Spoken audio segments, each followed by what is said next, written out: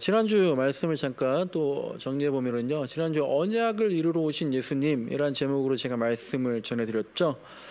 예수님의 언약, 요새 말로 하면 이제 예수님의 공약, 예수님의 언약이 무엇이었는가? 대통령 후보들이 이제 본인들이 이제 가장 중요하다고 생각하는 공약을 포스터에다가 또 현수막에다가 써놓은 것처럼 예수님도 가장 중요하다고 생각하는 그 가치를 지난주에 읽은 누가복음 4장 18절에 말씀을 해 주셨는데, 그것은 예수님이 가장 중요하게 생각하시는 언약, 가치, 공약은 뭐였냐면 가난한 사람들에게, 또 눈먼 사람들에게, 포로된 사람들에게, 억눌린 사람들에게 그 괴로운 곳에서, 정말 실제로 너무나도 괴로운 그 현장에서, 또 그 무거운 곳에서 그들을 만나 위로해 주시고 또 다시 일으켜 세워 주겠다라는 것이 주님의 공약이었고, 내가 이때를 위해서, 이 일을 위해서 왔다라는 말씀을 드렸죠. 그리고 이제 그 예수님의 공약을 누가 이제 해야 됩니까? 우리가 지켜야 된다는 거잖아요. 그리고 이제 그걸 잘 지켜나갔던, 잘 이뤄나갔던 사람들이 초대교회 사람들이었다.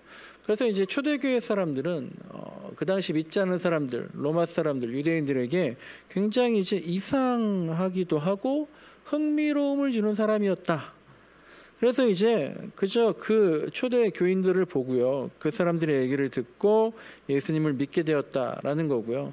지금은 우리가, 제가 지난주에 이제 몇 가지 말씀드렸던 것처럼 사람들이 비록 교회를, 우리 그리스도인들을, 목사를 그냥 그렇게 마땅치 않은 눈빛으로 째려보기도 하지만, 예수님도 그런 째려보는 사람들, 험악하게 다그치는 사람들 속에서 당당하게 헤쳐나가신 것처럼 우리는 당당한 뿐만 아니라 더 낮게, 겸손히 낮은 자세로 예수님의 언약을 우리가 이뤄나가야겠다라는 그런 말씀을 드렸죠.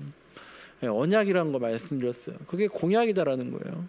그 언약이나 공약이라는 건 지키겠다라고 한 것이고요. 또 설령 만약에 상황이 바뀌더라도, 그래서 이제 못하는 것들이 없을 수 없겠지만 최대한 지켜나가려고 해야 된다라는 거죠.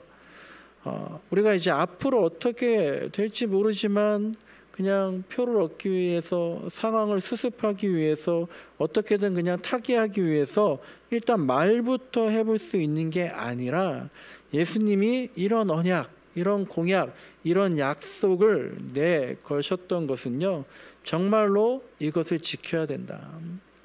그리고 예수님께서 3년 동안의 공생의 기간 동안 계속해서 가난한 사람들, 포로된 사람들, 앞이 안 보이는 세대들, 그리고 억눌린 사람들, 그런 사람들을 위해서 애쓰셨는데, 우리가 그런 것에까지 어떻게 신경을 씁니까? 그건 우리가 지킬 수 있는 공약이 아니고, 우리는 우리 앞가림 하기만으로도 벅찹니다. 예수님이니까 그런 얘기 하신 거죠. 만약에 교회가, 그리스도인들이 이런 식으로만 생각하고 신앙생활을 한다면 결국 우리는 그냥 하나도 이상하거나 흥미로움을 주지 않는, 그냥 말만 해대는 교회, 그냥 그런 그리스도인으로 인식될 거고요. 그러면 예수님이 그렇게 목숨까지 바쳐서 이루신 언약을 우리가 다 망가뜨리게 된다. 정말로 우리가 이제는 예수님의 공약을 우리가 지켜나가는데 최선을 다하자, 그런 말씀들을 전했습니다. 자, 오늘은요, I에서 I로, 영어 I, 눈, EYI, 이 눈이라는 I에서 I, 나, 자라는 그런 제목으로 말씀을 전하려고 합니다. 오늘 본문과 제목도요, 교회학교 학생들 그 성경 공부 본문과 동일하니까요, 교회학교 학생 부모님들께서는 예배가 마치시고 나서요, 그냥 아이들한테 하나만 물어보세요. 기억나는 게 뭐가 있냐라고 하면서 같이 한 가지만이라도 기억에 남는 얘기를 해보시면 좋을 것 같습니다. 오늘 본문 말씀을 보시면요, 누가 나옵니까? 앞을 보지 못하는 사람들이 나오죠. 눈이 먼 두 명의 사람이 나옵니다. 앞을 보지 못하니까 우리가 뭐라고 부릅니까? 장님이라고 하기도 하고요, 봉사, 맹인, 소경 이렇게 얘기하는데요. 요새는 이런 말 안 쓰고 이제 어떤 말 쓰나 봤더니 시각장애인이라는 말을 쓰더라고요. 원래 이제 소경, 맹인, 봉사, 이런 것들을 좀 낮춰 부르는 말이기 때문에 높여 부르는 말이 장님이었대요. 근데 요새는 장님이든 봉사든 맹인이든 소경이든 다 이제 어떻게 보면 앞을 못 보는 사람들이나 좀 이상한 사람들을 비하하는 말로 이제 쓰이다 보니까 요새는 이제 시각장애인이다라는 그런 말을 쓰고 있던데요. 제가 이제 한번 찾아보니까 우리나라 시각장애인이 2020년 기준으로 대략 한 25만 명 정도가 시각장애인이라고 합니다. 그러니까 우리나라 총 인구의 한 0.5% 정도. 그러니까 비율로 보면 얼마 안 되는 것 같지만요. 이걸 숫자로 생각해 보면 200명 중에 1명꼴이 시각장애인이니까 적다고 할 수는 없는 것 같아요. 근데 시각장애인, 앞을 못 보잖아요. 앞을 못 본다. 우리가 가끔 갔다가 가끔 이제 신뢰, 서로 간의 신뢰, 공동체 훈련할 때 눈을 감고 뒤로 이렇게 미는, 그러면 뒤에서 받아주는 막 그런 게임이나 이제 그런 거 하곤 하잖아요. 근데 눈을 감고 뒤로 내가 그냥 쓰러지는 게 생각보다 어렵더라고요. 근데 이제 앞을 못 본다. 얼마나 답답하고 불안할까. 저도 이제 몇 년 전에 저번에 한번 말씀드렸던 것 같은데 제가 이제 어느 날 갑자기 눈에 조그마한 까만 점들이 나타나더라고요. 그러니까 이제 밖에서 볼 때, 제 눈을 볼 때 흰자에 뭐 눈에 그 까만 점이 보이는 게 아니라요. 제가 보는 시야에 까만 점들이 나타나 보이는 거예요. 그러니까 눈의 시야에 점들이 막 이렇게 몇 군데 막 나오니까 제가 정말 두렵더라고요. 그러니까 이게 갑자기 그런 생각이 드는 거예요. 없어지지 않으면 어떡하지? 아니면 이 까만 점들이 점점 커지면 어떡하지? 그래서 안 보이면 어떡하지? 라는 생각이 그런 불안함이 들더라고요. 그래서 이제 병원에 갔더니 뭐 염증이 있다라고 해서 그냥 레이저로 쏴가지고 시신경이 이렇게 뭐 하면 된다라고 해서 했더니 다행히 이제 얼마 안 있다가 그 까만 점들이 없어지는데요. 제가 시야에 그렇게 점들이 나타나니까 또 이제 그런 병들이 있거든요. 근데 점들이 나타나니까 되게 불편하고 보기에 답답하고 이런 것보다도요, 가장 먼저 저에게 느꼈던 감정은 두려움이었던 거예요. 두려움. 제가 이제 설교를 준비하면서 유튜브를 찾아보니까요, 시각장애인이 운영하는 또 채널들이 있더라고요. 어떤 분 한 분은 보니까 고2 때, 고등학교 2학년 때 그때까지 멀쩡하다가 갑자기 시력을 잃었다 그래요. 어느 날 이제 버스를 타고 가다 잠깐 잤대요. 근데 자다가 이제 일어났대요. 깨어났는데 보니까 앞이 하나도 안 보인다라는 거예요. 그래서 왜 그러지? 눈도 비벼보고 막 눈 깜빡였다 이렇게 해보고 하는데도 계속 한동안 안 보이니까 뭐 이상했지만 나 피곤한가? 잠시 쉬면 되겠지라는 마음으로 좀 계속 차에 있다 보니까 이제 왼쪽 눈은 시력이 돌아오더라는 거예요. 그래서 이제 그리고 나서 바로 동네에 있는 안과에 갔더니까 점사해 보니까 잘 모르겠다. 큰 병원에 가봐라 라고 해서 이제 대학병원에 갔더니 그냥 염증이다. 좀 피곤하니까 쉬면 될 거다. 너무 걱정하지 마라. 그러니까 이제 그렇지. 내가 갑자기 눈이 안 보일 리가 없지 하면서 지냈는데요. 한 3개월이 지나니까 이제 그나마 보이던 왼쪽 눈도 시력이 없어져서 잃게 됐다라는 거예요. 그래서 병원에 가니까 레버 시신경이라고 해서 시신경이 점점 나빠지는 병을 그 진단을 받았고 그때부터 이제 앞이 안 보이는 생활을 하게 됐다라는 거예요. 제가 그러면서 찾아보다 보니까 처음부터 안 보이는 분들도 있겠지만 시신경이 계속 안 좋아져서 시력을 잃게 되는 경우가 있더라고요. 그러니까 제가 이제 이렇게 말씀드리는 것도 죄송하지만 처음부터 안 보이는 것도 그렇고 갑자기 안 보이는 것도 그렇고 너무나 불편하고 어렵겠죠. 그리고 이제 집 밖으로 그렇게 안 보일 때에 집 밖으로 세상 밖으로 나선다는 것이 너무나 무섭고 힘들 텐데 그런데 그 벽을 뚫고 나와서 정말 얼마나 나가기 싫겠어요.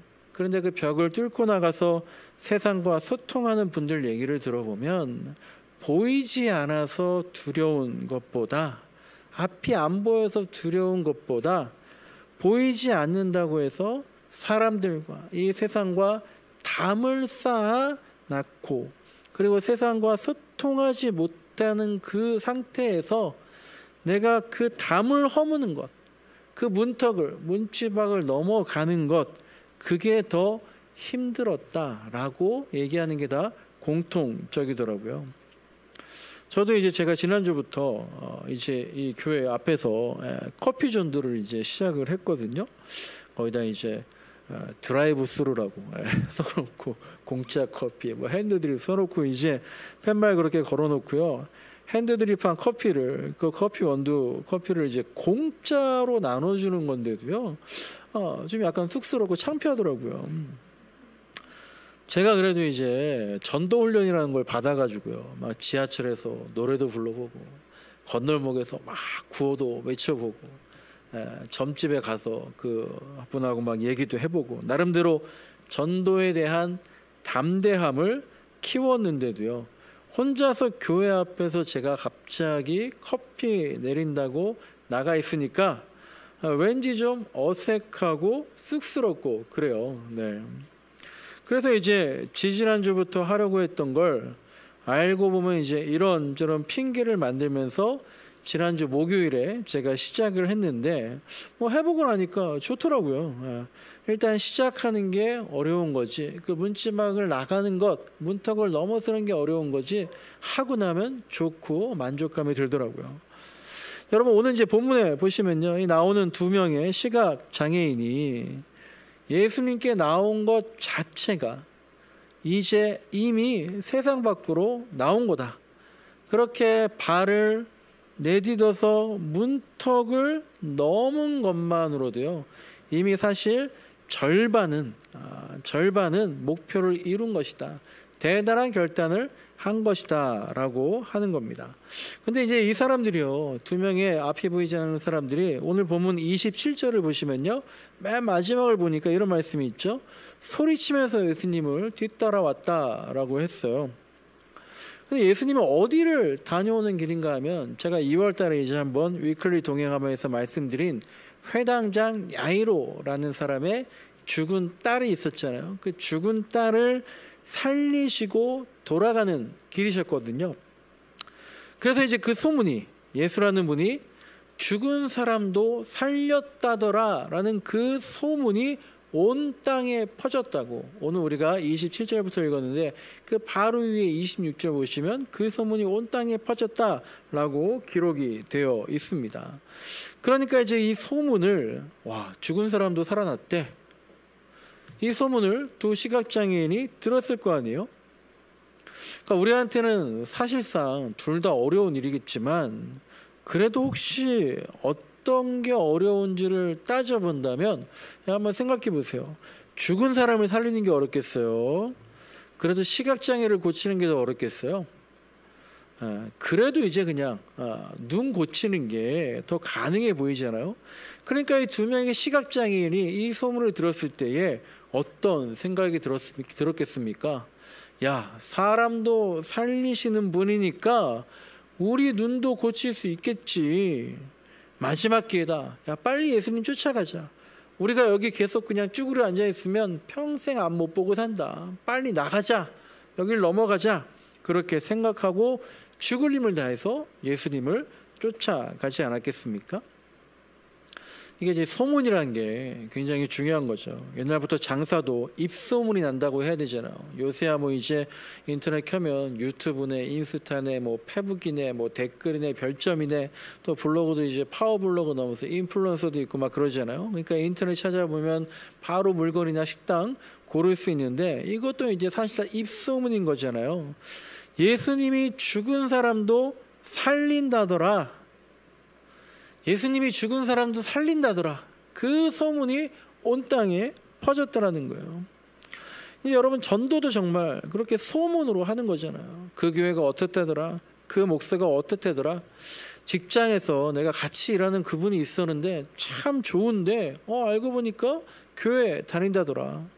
이웃집 그분이 참 좋다 했는데 보니까 교회 다닌다더라. 이런 소문이 이제 영혼을 구원하게 하는 것이고요. 반대로, 야, 뭐 저렇게 개차반인 사람이 다 있나 했는데, 야, 알고 보니까, 야, 그 사람도 교회 다닌데 기가 막힌다. 이런 소문은 그 사람의 영혼을 죽이는 그런 소문이 되는 거죠.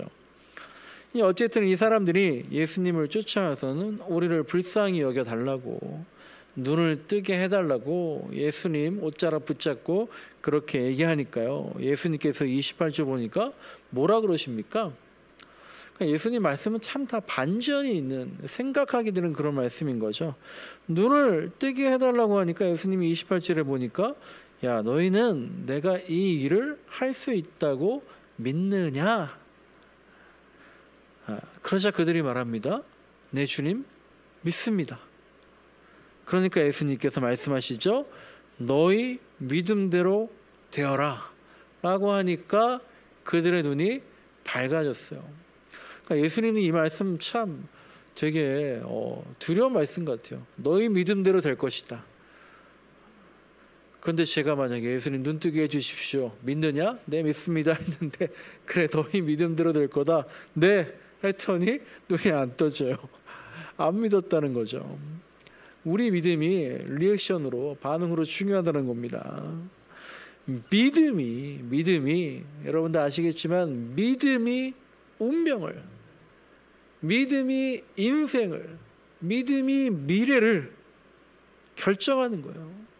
그 믿음이. 근데 믿음이 뭐냐? 믿음은 보이기 직전이에요. 가피풀 사순절 말씀 묵상 참 좋아요. 계속해서 이렇게 하루하루 말씀 본다라고 생각하면서 참여하시면 좋을 텐데, 거기에 또 이제 가피풀, 저도 이번에 그 앱을 보다 보니까 굉장히 정말 유용한 게 많더라고요. 보니까 가피풀 포스팅이라는 카테고리가 있던데요. 거기 웹툰 만화에 이런 내용이 있더라고요. 제목이 그래요. 믿음의 반대말은 땡땡땡이다. 그러니까 믿음의 반대말은 땡땡땡이다 라고 하는 거예요. 그러니까 우리가 일반적으로 믿음의 반대말이 뭘까요? 라고 물어보면 믿음의 반대말, 안 믿는 거요, 염려하는 거요, 근심이요, 두려움이요, 이런 말들이 있는데 거기서는 이렇게 말하더라고요. 믿음의 반대말은 보이는 것이다 라는 거예요. 그러면서 거기서 이제 써놓은 것들이 그래요. 아무리 봐도 돈이 부족해서 못할 것 같은데, 아무리 봐도 저 사람은 안 변할 것 같은데, 아무리 봐도 상황이 변할 것 같지 않은데, 아무리 봐도 난 늘 혼자인 것 같은데, 아무리 봐도 안 될 것 같다라는 거예요. 그러니까 믿음의 반대말은 그 아무리 봐도, 믿음의 반대말은 보이는 것이다 라고 얘기를 하더라고요. 주님께서 오늘 본문에서 이렇게 말씀하시는 거예요. 너희 믿음대로 될 것이다. 또 고린도서 5장 7절에서는 바울은 이렇게 말합니다. 우리는 믿음으로 살아가는 거지 보는 것으로 살아가는 게 아닙니다 라고 그래요. 히브리서에서는 잘 알고 있는 말씀이 있죠. 믿음은 바라는 것들의 확신이요, 표징이요, 보이지 않는 것들의 증거입니다 라고 얘기를 합니다. 믿음은 그러니까요, 보이기 직전이에요. 보이기 직전이에요. 이번에 대통령 선거할 때 이재명 후보든 윤석열 후보든 확신이 없으니까 보이기 직전까지, 그게 믿음이라는 거예요. 보이기 직전에, 계산하기 직전에, 판단하기 직전에 믿음이 필요하다라는 거죠. 그리고 오히려 보는 게 내 믿음을 흔들 수 있다라는 거죠. 그러니까 어떤 사람들은 차라리 안 보고 말지, 모르겠다, 두렵다, 흔들린다 그러잖아요. 오늘 본문에 나오는 두 명의 시각장애인은 실제 눈, 이 아이는 보이지 않았지만 오히려 보이기 직전에 믿음의 눈으로 예수님을 바라보니까 눈을 뜨게 되었다라는 겁니다. 여러분, 제가 이제 책과 PDF로 나눠드린 한국교회협의회에서 나온 사순절 말씀 묵상집의 오늘 주일 13일 본문 말씀을 보면 마태복음 13장 16절 말씀이 또 이런 말씀이더라고요. 그러나 너희의 눈은 보고 있으나, 너희의 눈은 지금 보고 있으니까 복이 있으며, 너희의 귀는 지금 듣고 있으니까 복이 있다. 또 우리가 잘 알고 있는 유명한 말씀이 있잖아요.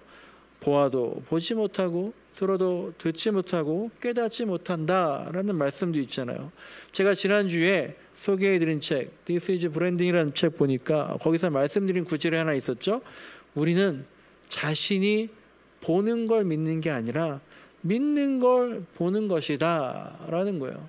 또 제가 예전에 소개해드렸던 아티스트 인사이트라는 책에서도 사람들은 되게 보고 싶은 것만 보고 듣고 싶은 것만 듣는 경향이 있는데 이걸 심리학에서는 선택적 지각 오류라고 한다라는 거예요.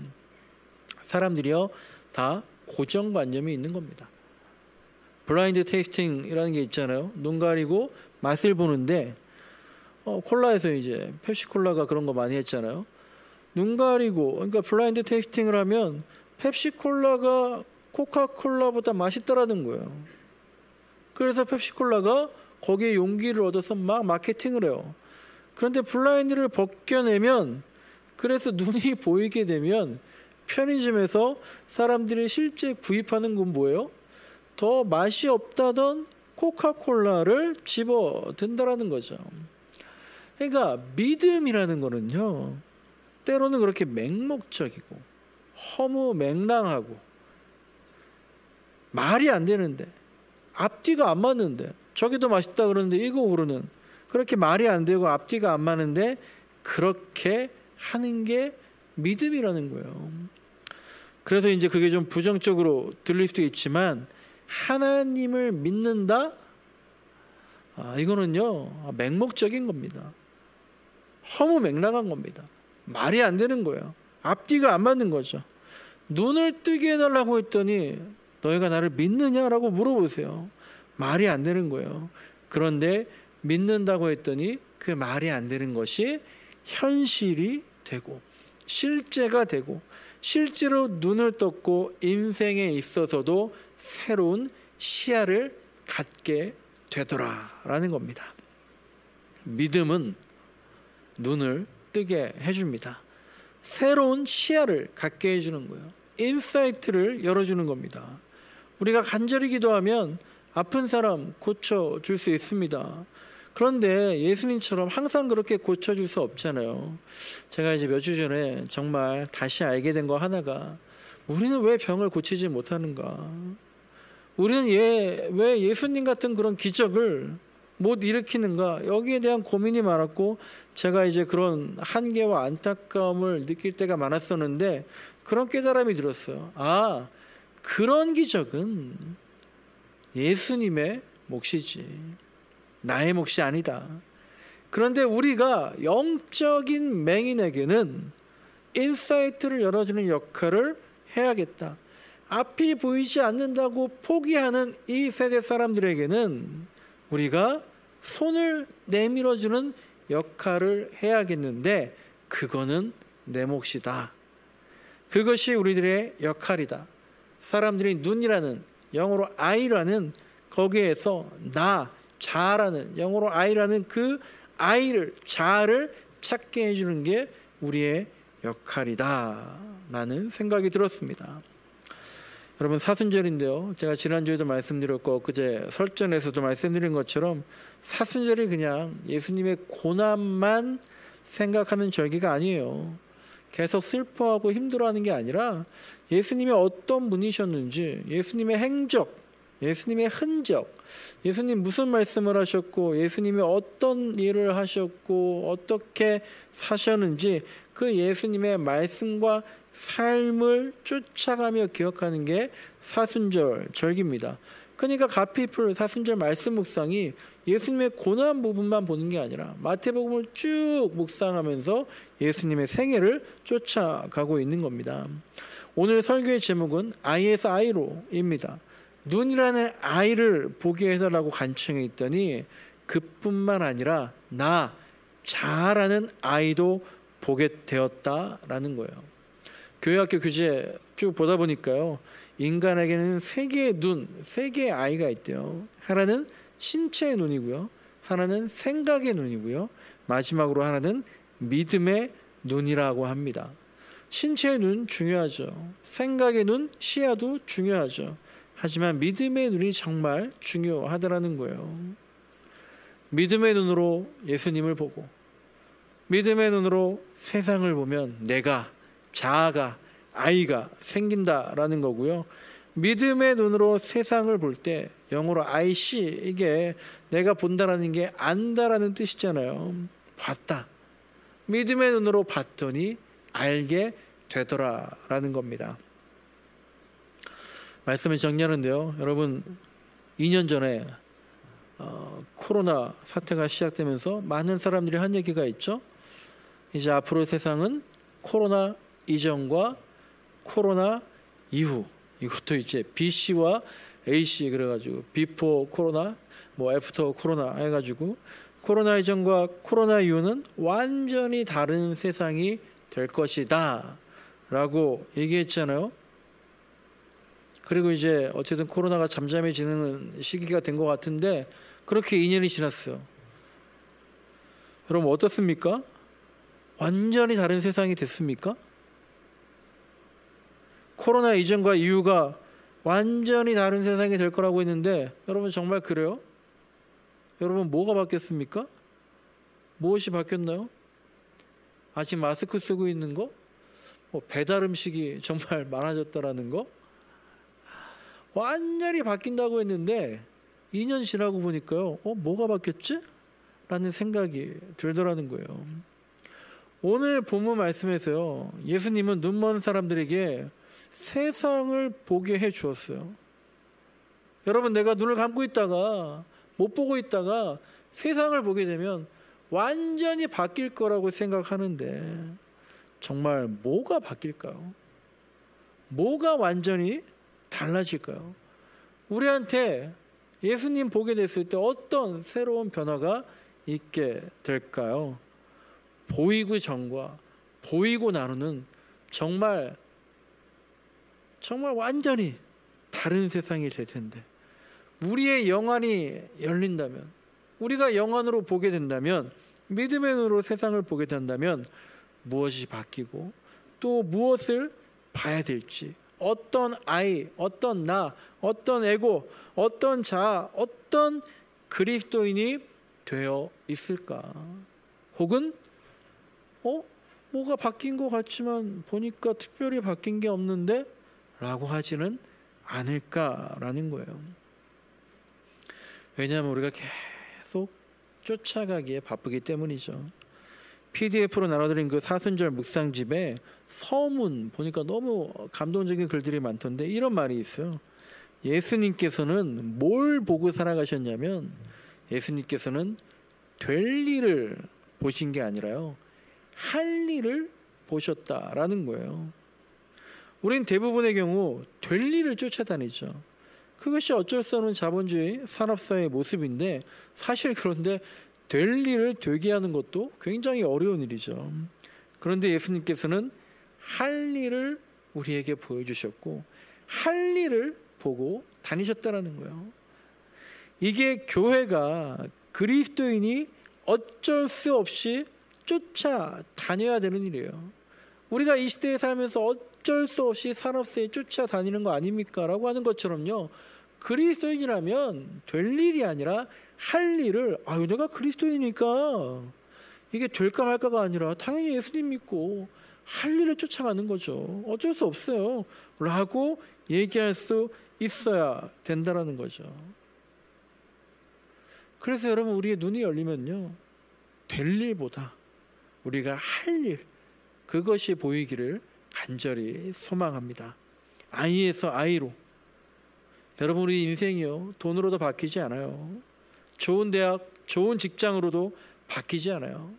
관계가 좋지 않으면 돈이 아무리 많아도 아무리 좋은 대학, 좋은 직장 갔어도 힘들고 때려치고 도망가고 하는 사람들 많이 있잖아요. 돈이 많아도 좋은 것 먹고 좋은 데 있어도요. 지옥인 사람들이 있잖아요.